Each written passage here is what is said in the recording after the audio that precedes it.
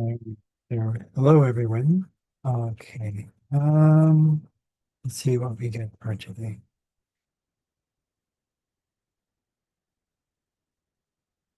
Six.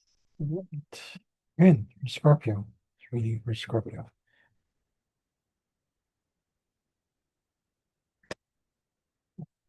Actually, let's see what we get with houses. Ninth house. Traveling. Okay. Traveling, big business, education, your partner's education, your parents'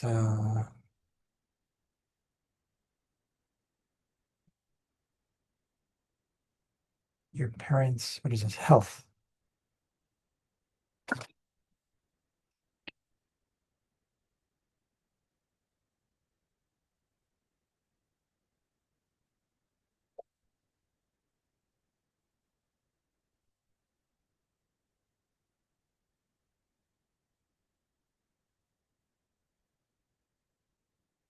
I'm gonna do that simple shuffle there.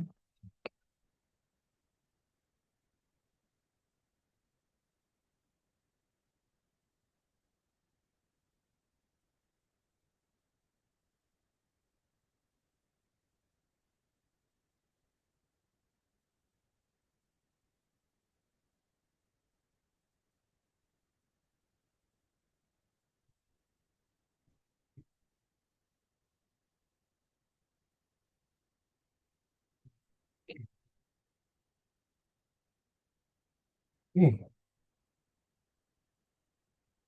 come out.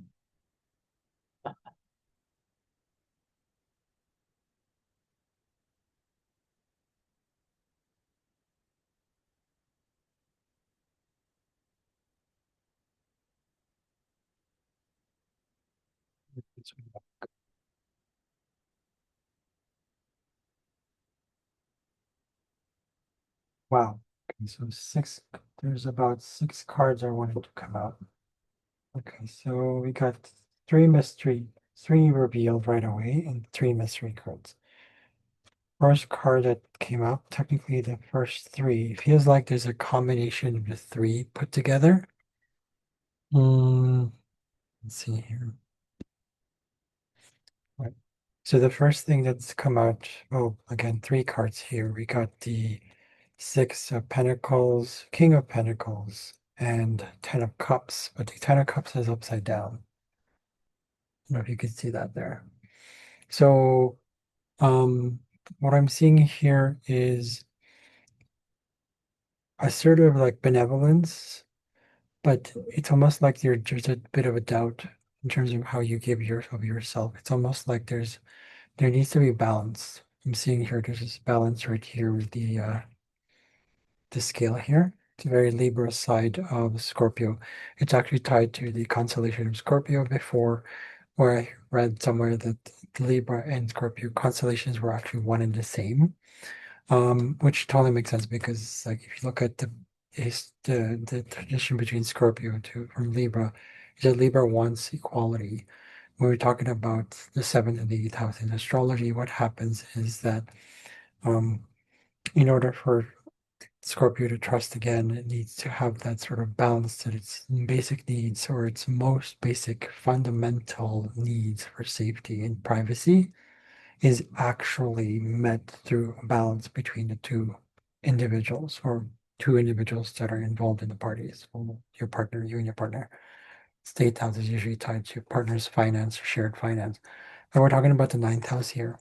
So something about benevolence or something about feeling like you're going expansion and going further than normal and beyond that, where you feel basically there's a tit for tat there, feeling tit for tat, kind of a, because otherwise you become kind of this ruler of nations or ruler of things that are ruler of riches, right? It's the very Scorpio energy, which is like about power.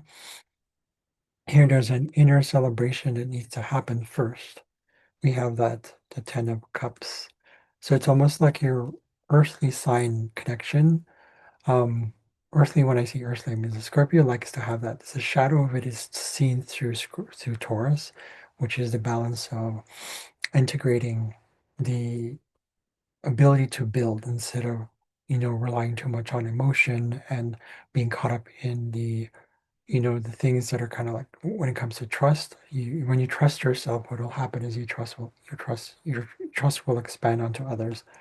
And that's just through hard work and building things and kind of just staying calm and being present rather than, kind of bulldozing your way like the bull, right? Just the shadow of Scorpio. And celebrating that through its challenging aspected signs or energy or archetypal energy through Leo and Aquarius. We're celebrating yourself, therefore you celebrate humanity, right? Here you celebrate yourself, celebrate your humanity by celebrating yourself, right? So if that makes sense.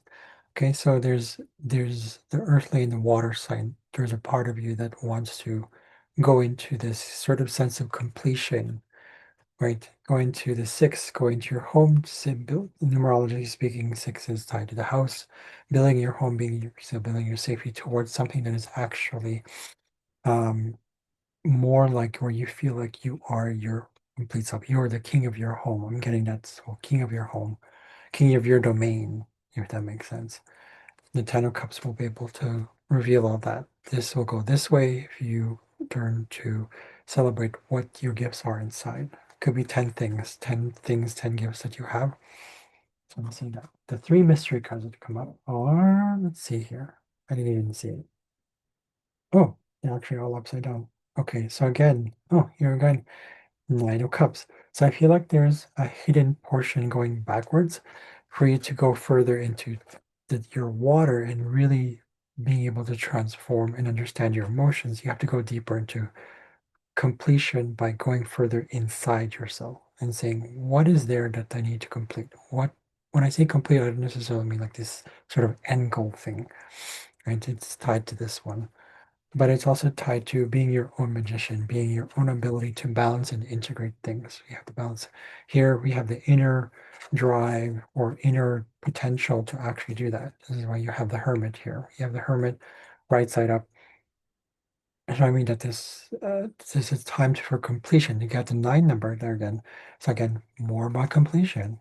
And when we go into the magician, it's almost like you can be yourself again. You can trust your own inner what's up, what's above, as above, so below, right? The hermit is like processing that inward journey that is actually tied a lot to, it's just very Capricorn, very Saturn sort of placement, finding your wisdom from within, and therefore you can come about and resurrect yourself into yourself, meaning like, you become your own.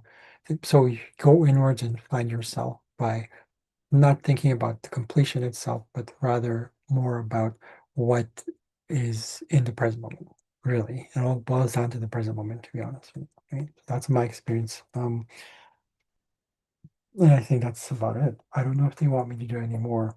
Now, how this ties into travel, I find with these cards is it's telling me that in order for you to actually further expand, even to go into business, any sort of completion within yourself, like why are you doing the business? Why are you wanting to do something? Or why you want to do education? Why?